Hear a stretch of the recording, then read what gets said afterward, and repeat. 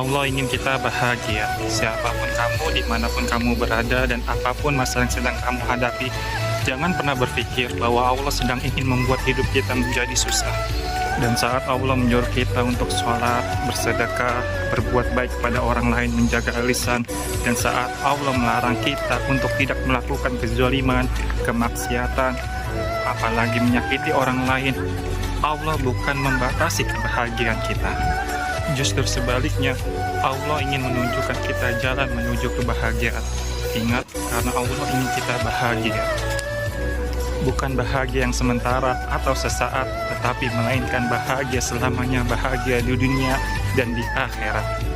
Karena di setiap perintah Allah pasti ada kebahagiaan, ada kemuliaan, ada keselamatan.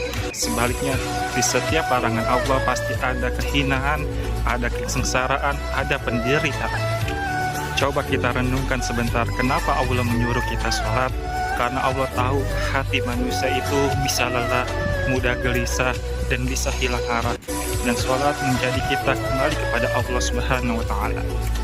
Lalu kenapa Allah menyuruh kita untuk bersedekah? Karena ada keberkahan ketika kita berbagi, dan ada kebahagiaan ketika kita bisa membantu orang lain. Lalu kenapa Allah menyuruh kita untuk berbakti kepada orang tua?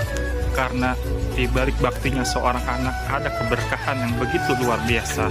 Jadi jangan melihat perintah Allah itu sebagai kewajiban, tapi jadikanlah perintah Allah itu sebagai jalan menuju untuk kebahagiaan.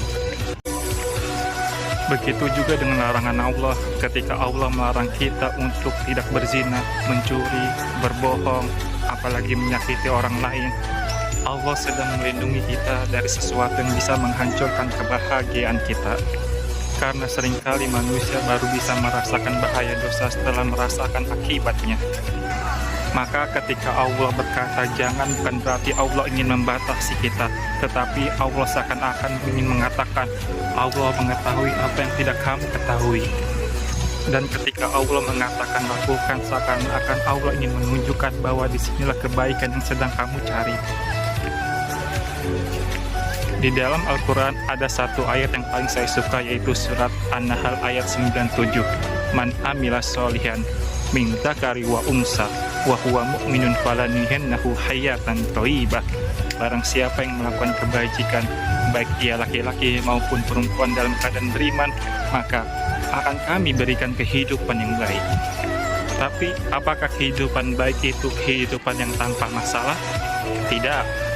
Orang beriman bisa tetap menangis, bisa tetap kecewa, bisa tetap kehilangan, bisa tetap menghadapi